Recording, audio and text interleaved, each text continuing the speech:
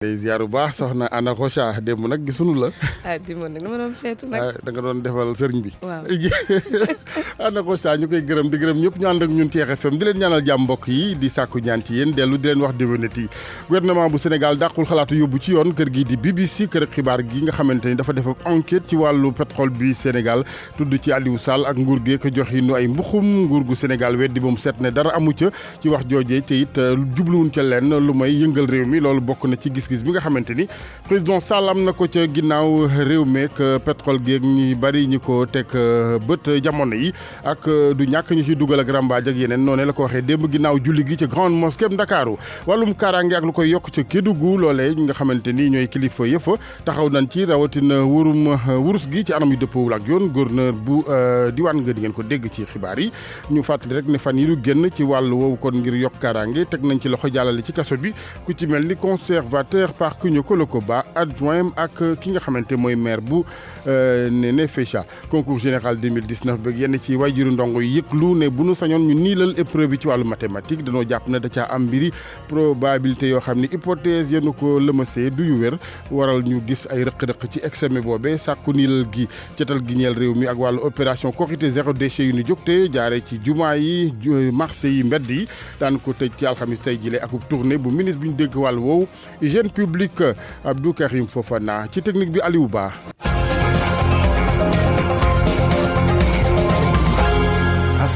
nguur ak Sénégal ñoom danoo njortal BBC ay pexe yëngal réew mi dugal fi confusion ndax la ñu wax ci enquête ñeel mbirum pétrole gi dara du lu ca wér loolee ñu ngi ko daal di taataane ci ñoom nguur gi jaare ci porte parole bi soxna si daal di janoo démb ak taskatu xibaar yi ci déclaration day Tické Ndiaye Diop Wuri Diallo nga foon. nguurub Sénégal mën na yóbbu ci kanam yoon chaîne britannique bi di BBC Ndeye Tické Ndiaye moo yor kàddu gouvernement bi. gouvernement du Sénégal nee na am na ay droit lépp lu ko droit am jox wàccul ne dana ko jëfandikoo ndax lii du dëgg du yoon. gouvernement Sénégal dafa jàpp ni reportage BBC bi laluwul ci dëgg ndax dafa bëri ay parparloo. ndax li tax mu am parparloo mooy li ñu njëkk wax ne xaalis boobu génn ci entre deux sociétés dafa mënoon dindi pauvreté u wàññi ko ci Sénégal buñ ko deful woon ci leneen xam ngeen loolu daf ñuy daal di jaaxal lu tax mooy xaalis boobu fan lay amee pétrole ba ballakul mi ngi fi ak ñetti at image yi génn ku ne xam na ne image yooyu mënul nekk doo jël image yu nga xam ne dafa am 2016 nga génne ko ne ci fee yu amoon 2012 te loolu musta am. bu ñuy sukkandikoo ci ay waxam parparloo yi nag li ko waral mooy que ni waa BBC dañoo bëgg rek jaxase xel sénégalais yi donte sax nguur gi mu ngi def ay jéego ngir sàmm intérêt wu réew mi. le président Macky Sall di def ne nañ ci dugal société civile ñu am ci baat dafay illustrer volonté wu le président de la République pour que gestion pétrole bi nekk loo xam ne dafay profiter au Sénégal profiter Sénégalais. gouvernement bi gis ne reportage bi dara taxu koo jóg lu dul yee fitna ci mim réew. Wuri jërëjëf laata kon déclaration boobeek soxna si yore kàddu gouvernement bu Sénégal jàng démb ci kanamu taskatu xibaar yi ci ngoon fekkoon na ci suba gi ginnaaw julli it gi ci grande mosquée Ndakaaru président Macky Sall njiitu réew mi àddu ca ci wàllu li nga xamante mooy boobeeb liggéey ci wàllu tasam xibaar di enquête tukkee ci waa BBC moom jàppul ne ay xibaar yu wér la dafa njort sax ne ay pexe yëngal réew mi la ca dunu ko nangu nguur gi mu ne dina def kenn kàttanam ba dëgg gi daal di jip ci wàllu woowee Ousmane Sonko njiital Pastef ginnaaw si moom it génne communiqué bataaxal bu mu yéemu mu ne ci déclaration bu njiitu réew mi ginnaaw enquête bu BBC ndax moom dafa jàpp ne daanaka taxawaay wi ñàkk gu wekk la jëmee ci askanu Sénégal Ousmane Sonko rax ci ni bi coowal pétrole gi jibeeg léegi mu ne ñi bokk ci nguur gu Sénégal di membre yu gouvernement bi la ñuy joxe nay xibaar dara du ci yu dëgg yu wér yu dëppoo ak yoon RFM juróom-ñetti waxtu tegal ñeenti minutes. pour man RFM mooy rajo bi gaaw ci xibaar yu wóor. RFM xibaar yu wóor te wóor. ginnaaw kori gi opération la ñuy jógtee ci réew mi ci wàllu kon cetal gi opération zéro déchet daal ko ci jumaa yi marché yi mbedd yenn yi loolee nag dinañ ko daal di kon tëjee tey tournée bu ministre urbanisme logement ak hygiène publique ci suba gi lay doon. gouverneur bu Kédougou artu ñi nga xamante ne ñoo yëngu ci wàllu gasam wurus mi ci anam yu dëppoo ak yoon ak saaxee kon ngëneel li diwaan ga moom William Manel xam leen ni dinañu gën a yokk taxawaay gi ci wàllum karange ngir xeex ak ñooñee nga xamante ni dañuy def lu may nasaxal ngëneelu diwaan gi ni ko waxee waaye yàq environnement bi mu ngi yëkkate yooyu kàddu ci julli korek démb gi ñu déglu ko moom gouverneur bu Kédougou William Manel ak Ibrahima Diabakhate. Et je voudrais en cette occasion également saluer leur. maa ngi rafetlu seeni dugal loxo ci jàmm ji fii ci région bi ak ci réew mi yépp ndaxte réewu jullit lañ ci loolu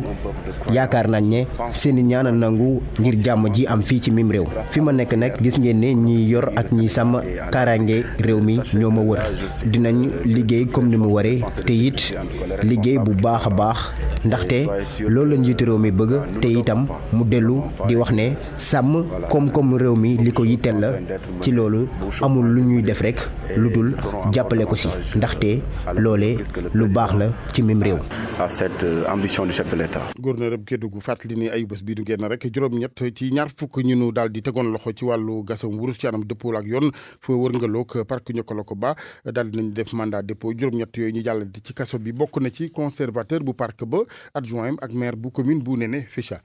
leneen ci xibaar RFM di épreuve mathématique yi ngir concours général ab ren bi 2019 da caa ami waajuri ndongo yu yëglu ne ñoom daal yëf ya rëq-rëq nga ca waral ñuy sàkku niil jëm ci épreuve mathématique yi ak ñu ne exercice probabilité yoo xamante ni hypothèse yi du yu wér loolee la ñuy ñaawlu di sàkku kon ñu daal di kon niilal yëf yi laata ñuy proclamer siiwal résultat yi leeral yi Abdourahmane Diallo. ay jafe-jafe yu nemmeeku ci anam bi nga xam ni moom la ñu defee concours général 2019 ñaari exercice mathématique yu ñu jagleel classe terminale la ñuy joxoñ baaramu tuuma Mouhamad Mahmoud Diop mooy njiitu waajuru ndongo yi nekkee ci lycée scientifique d'excellence bu Diourbel. exercice bu njëkk bi dañ ko joxe ak ay données yoo xamante ne ni baaxul ay hypothèses yu fausse ba tax na xale yi mënuñu woon def exercice bi jéem nañ jéem ba sonn mais mënuñu am un résultat biñ doon xaar mais li si gën a metti mooy exercice boobu dañ ko rectifier ci benn centre bàyyi yeneen centre u Sénégal yi donc loolu équité amatu fa. beneen épreuve bi dañu dem ci internet bi noonu ñu ko téléchargé ñu jël ko copier ko jox ko xale yi biñ ko defee yàlla def na ñu gis ne am na xale yoo xam ne traité nañ exercice boobu ci seen école te ñu ne concours général la. ñenn ci waajuru ndongo yi di ñaax waa office du bac ñu daal di amalaat épreuve mathématique yi. li ñu bëgg mooy à l'issue du concours général ñu désigner le meilleur élève du Sénégal quelle que soit la discipline te loolu li koy maye mooy ñu reprendre mathématique bi parce que foofu lañ gis ne am na problème ku ko jël ñu xam ne yow yaa ko mérité mais tey lii ma leen di wax ni lycée bu mën a génn tey ne moom jël na premier prix mathématique niveau terminal concours général lii ñu jógee du mérite. concours général bi nag ñu ngi koy amal le 5 mai bi ñu génn nii fi mu ne nii ñu ngi ci correction yi résultat yi moom ñu ngi koy xaarandi gën gaa sori semaine bi ñu jëm nii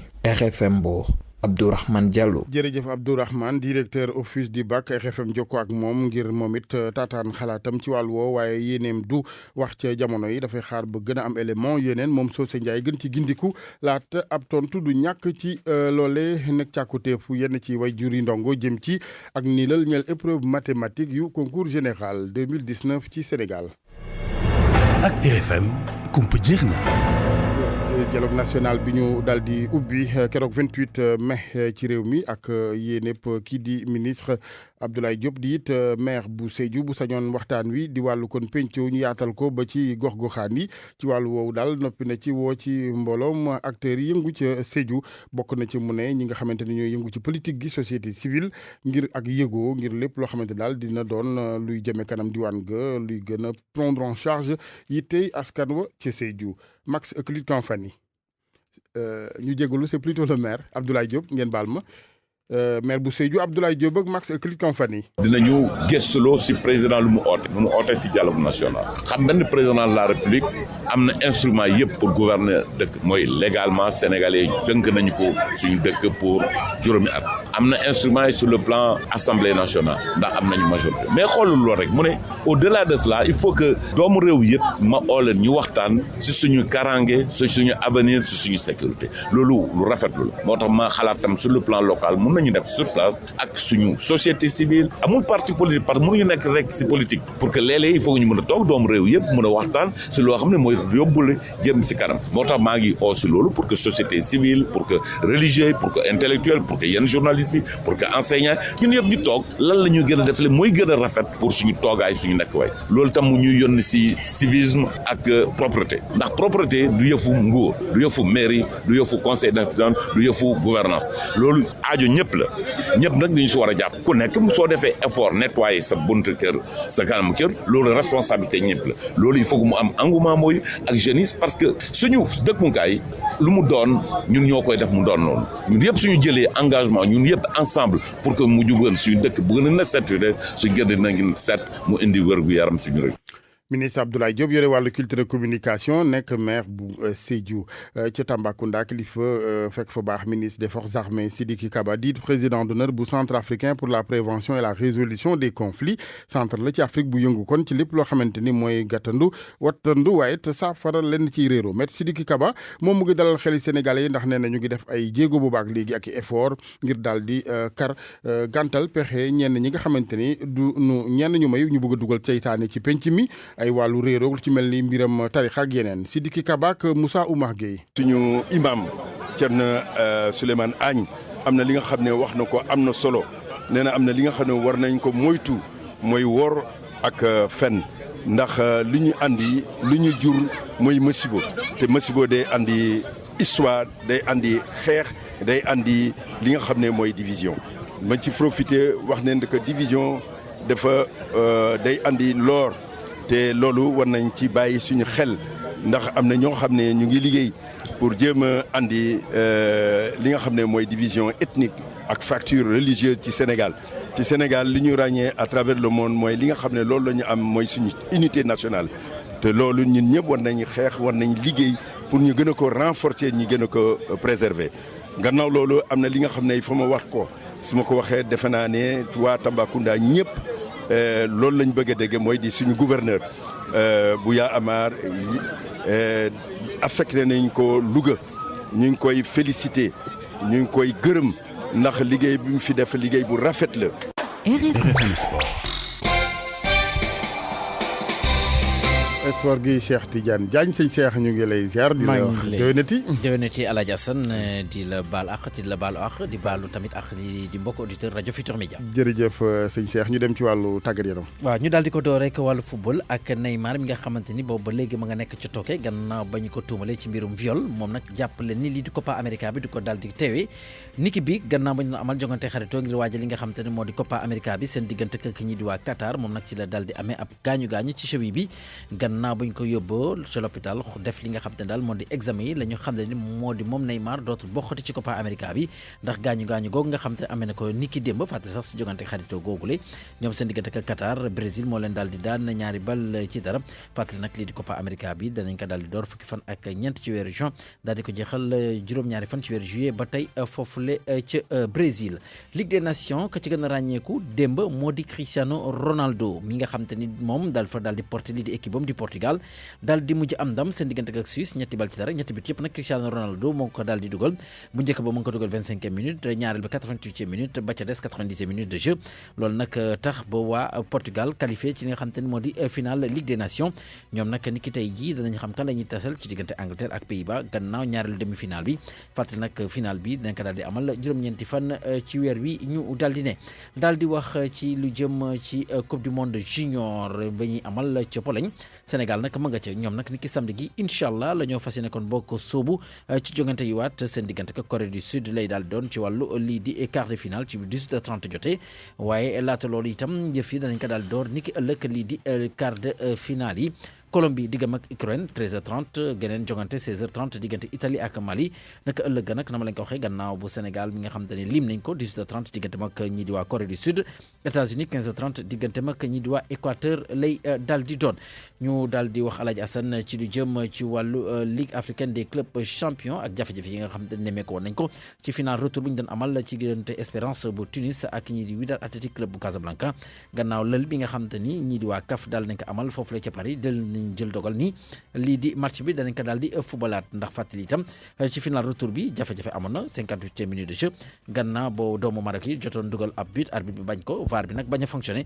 ba tax na kon bokk doomu Maroc yi daal di geddoon ni daal dootuñu dugaat ci terrain bi gannaaw loolu kon bokk lii moo di dogal bi nga xam te ni CAF daal dina ko jël ngir ñu jouwaat li nga xam te ni daal moo di final bi ñu daal dellu si suñu réew dem ci diwaanu Diourbel maire commune ba moom nag fi mu toll nii la mu bëgg moo di bépp ASC bi nga xam te daal dana yëkkat ay koppar daal di ko jagleel maanaam ci di jëm ci wàllu subvention foofu rek nga wane sa njëriñ ci askan wi lu ko may duñ la ko daal di jox loolu nag moo di kàddu Malick Fall ñu déglu ko ci micro Babacar Diouf. am boo nekkee maire rek bul ni damay def li du ma def li parce que nit ñi bu ñu dikk di jiitalee da nga war di indi waxtaan di indi ay xel di indi xalaat ñëpp waxtaan ci te rafet naa njortu ko waxtaan naa ceeg ñoom nee loolu lu baax la ndax ku ne la sa koñ bi nga dëkk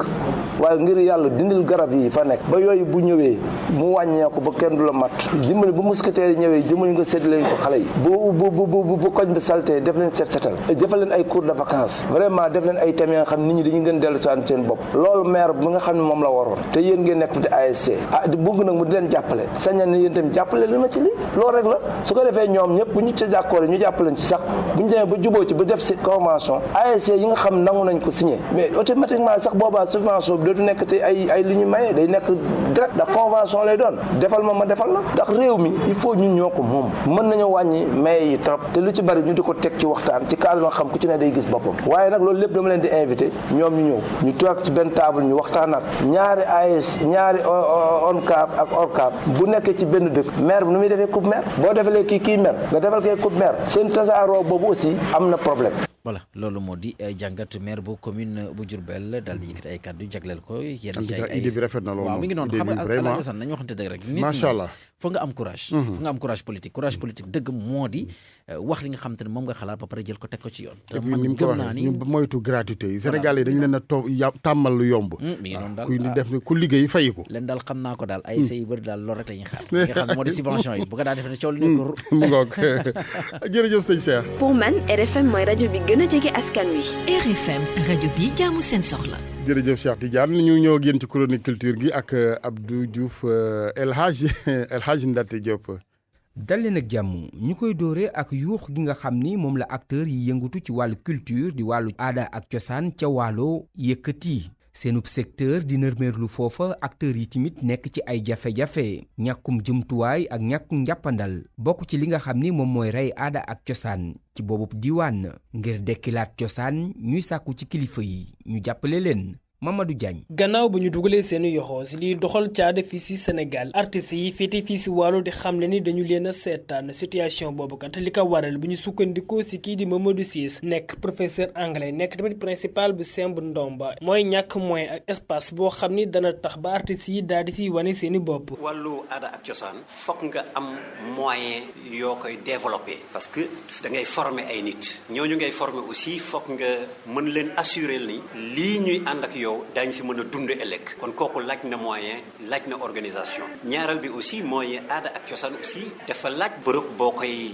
dundalee infrastructure yooyu je crois que war nañ koo xoolaat manque na lool d'ailleurs ci département jafe-jafe bi tax ba muy sàkku si autorité locale yi rawatina si maire bi mu daal di si dugal loxoom te def lépp lu mu mën ba artistes yi lee daal di dundaat seen passion bi lee mairie Richard Toll tàmbale woon na ko présidente commission culturel bu mairie Aminata Bo chaque année mairie daan na jox commission bi $2 millions mu séddale ko acteurs culturels yi fi nekk mais bi mu demee ba léegi malheureusement réunion ya ñu doon def daanaka dafa xaw a nax saay jamul foofu sax ndax mi ngi sàkku si artistes yi ñu daal di booloo nekk benn ngir def lépp lu ñu mën ba suqaliwaat lii di caada fii si Waalo waaye tamit xalaat si naka la ñu koy doxalewaatee. littérature di wàllu mbind la ñuy jeexale ak téere bi nga xam ni journaliste bi di Serigne Mansour Sy Cissé génne na ko duppee ko échographie du mannequinat au Sénégal entre avance et pénétration moom bindkat bi ni amul benn provocation boo xam ne nii daal moom la cay fësal la mu bëgg rekk moom moo di gaaral jafe-jafe yi nga xam ni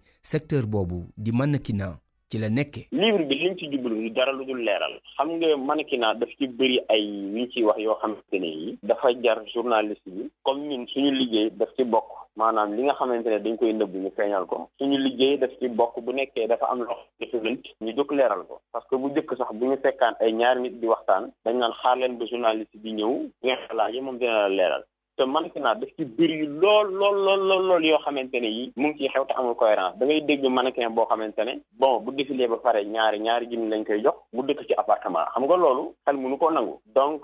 bokk na ci li tax ak yeneen yoo xamante ne mu ngi ci biir livre bi damay bañ leeral lépp ba nga xamante ne ko jënd livre bi dootu ko jar mais jàpp leen ni lépp loo xamante ne lii wax nañ ko ci livre bi doonut loo xamante ne lu ñu sos la lu ñu enquêté la lu ñu fekkee la te it may fàttali ne li ñuy wax yi ci livre bi am na ci loo xamante ne moom xalaatul ñu di ko nettali sallallahu alayhi wa sallam moo ñu wax ne bu dee da ngeen a gis loo xamante ne lii doonuwul bu ngeen mënee wax mu dañ wala ngeen jël seen loxo wala ngeen naqaru ko seen xol. diggante avance ak pénétration est-ce que loolu xawut provocateur tuuti. non provocation amu ci xam nga avance mooy lan tey jii booy jënd te yoroolu mat da ngay avance même ba ci ñaari way dencante yi ñëpp xam nañ ne balaa ñuy ne nekk ay way dencante ku góor ki wala sax ku jigéen ki mën ba def ay avance loolu dafa am ci mannequinat léegi nag bu nekkee baatu pénétration bi comme ni nga ko waxee dafay xam ne provocation mais man gisewuma ko noonu gisuma ci lenn loo xamante ne nii juróom